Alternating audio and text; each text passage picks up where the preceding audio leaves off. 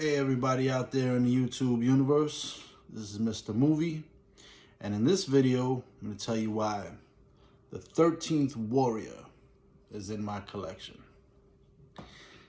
13th Warrior came out in 1999. It only made back half of its budget, making it one of the biggest box office bombs ever. And I have no idea why, but I mean, it has a big star, great director, great story. And personally, I think it's the best Viking movie ever made. But for some reason, it didn't do well with audiences. It's directed by Michael Crichton. He's also the writer. And he tends to direct mostly things that he's written, with some exceptions. But he's written a lot of things you would know: Jurassic Park, Congo, Rising Sun, Westworld, as well as this movie.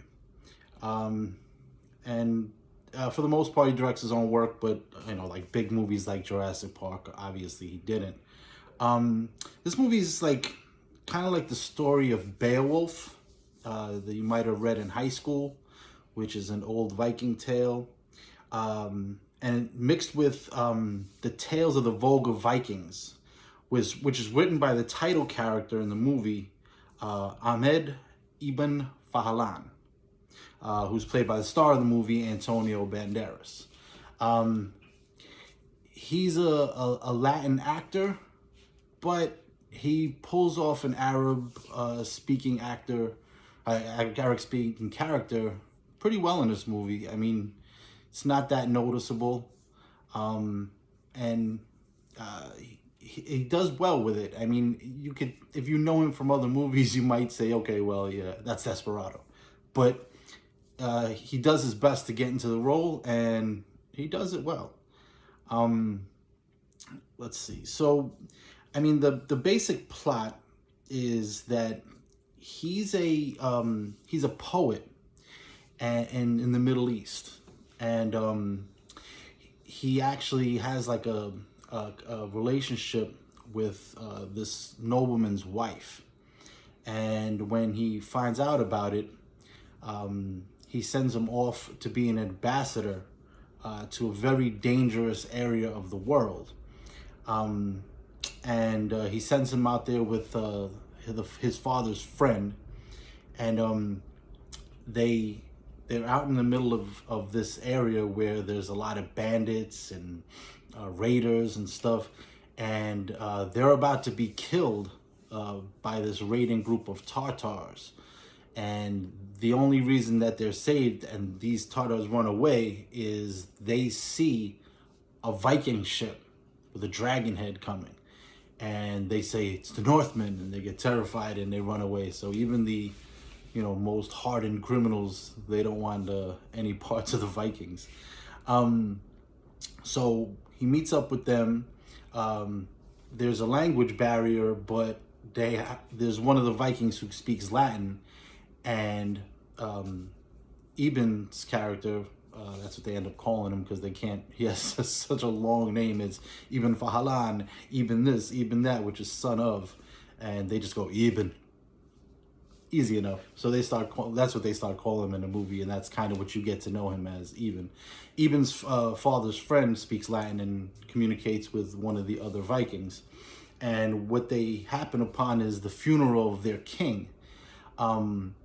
And then you meet this one character, Bolvi, who's the son of the king. And there's another son of the king who tries to kill him as they're naming the successor, but Bolvi kills him. And just like that, he becomes king. They stay overnight, and the next morning, a young boy shows up on a ship, and he comes and tells them of an ancient evil that's taken over his land and his people, and threatens his king. And they have an old woman who's kind of like a seer, and she starts reading the bones, and she says that 13 warriors have to go to this other kingdom and help them out. So one by one, they start volunteering. I'll be it's in their language, but you can read what it says, and I'll be the first man. So it's one man and two, three. They get through all the main guys that you meet later, who are pretty much the best warriors they have. Then when they get to 12, the woman stops and says, the 13th warrior can be no Northman. So they all start looking at Antonio Banderas' character, Eben, and he goes, me?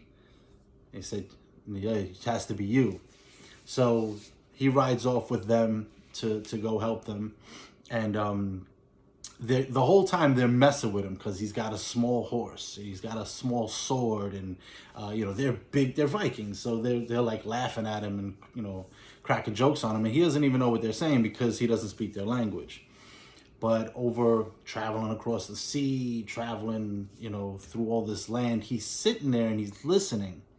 And as he's listening, he starts picking up, because remember, he's a poet. He knows languages. He's very smart. He starts picking up on their language, and slowly but surely, he realizes that he can kind of speak their language. And that's how they transition to you watching the movie in English. So, and when he reveals it to them, they're like, how did you learn our language? And he says, I listened.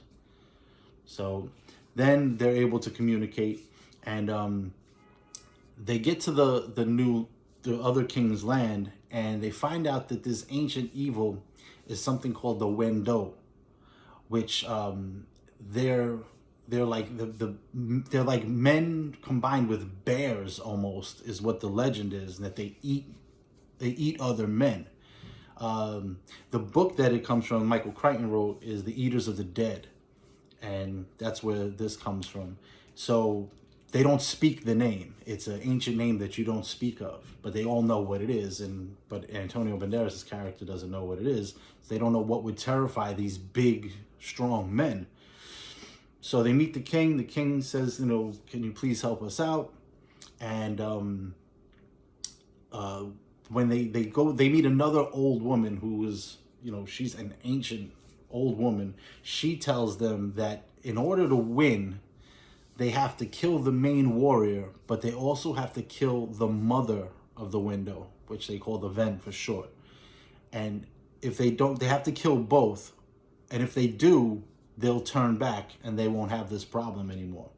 So that's their plan. So what they do is they sit up and they wait one night, and then they attack. They come and they kill two of the Vikings. That they find these claws, and they find that they killed one of them. They see that they're men, and they're not beasts. They're men. But what they do is they wear bear skins. So they look, and they have their weapons are like claws that they use. And instead of swords or axes, they use these claw weapons. So that's why they thought they were bears. So there's the king's son is kind of plotting on them because he wants to take over. There's a great scene where they have a traditional Viking fight where each warrior gets three shields, and if a shield is broken, you replace it. You only get 3. And one of my favorite character in the movie, he's funny. There's a lot of comedic parts throughout the movie. He becomes kind of good friends with Eben, Antonio Banderas' character, and he acts like he's an older guy. He acts like he's too old. He's out of breath. And when the young guy that he has this duel with tries to take advantage of him, he does one maneuver, whack, cuts his head off. And he just, he was playing the whole time. This movie has a lot of cool fight scenes and action. There's a little comedy sprinkled in, but good. If you like good old school, battles with different types of warriors, this is great. The Vikings are really cool, and they have a lot of cool battles. But they get attacked multiple times, and they keep losing men. So then they come up with this idea: why don't we just attack them? So they find where they live, and they kind of, do a little stealth mission. They live inside the earth in a big cave-like structure, and they all live in there. And they come upon the queen, and Bolvi, the king, fights her, and he ends up killing her, cutting her head off. But she scratches him with this, which you find out later is poison. So they have to try to escape, and they're fighting their way out, but there's no escape, and they come to a dead end. But they hear running water, and they see a little, like a puddle almost, and they say, okay, maybe this leads out. And when they went in there, they saw waterfalls, and the noise they hear must be the crashing of the waterfalls. So they dive underneath, and they come out, and they hit, deep breath. Okay, we did it. But what they forgot is that they had to kill the mother, which they did, but they have to kill the main warrior too. So then all of the Wen come to attack their village where the new king is. And they just say, you know what? Screw it. Last stand time. And Bolvai's sick because of the poison. And then they're standing there, and they have this, there's this Viking prayer. Lo there do I see my mother. Lo there do I see my father, my brothers and sisters. Line all the way back to my people, to the beginning. And Antonio Banderas' character learns it over time, and he starts saying it. And right when they're saying it and get ready to attack, Bolvai comes out, and they know he can't fight. He can barely walk. But they're inspired by his bravery. And when the Ven attack, they start going at it. Big epic fight at the end. And Bolvai kills the main warrior. When they see that the main warrior's fallen and they already lost the mother, they have no will to fight anymore, and they turn back. So they actually accomplish their mission.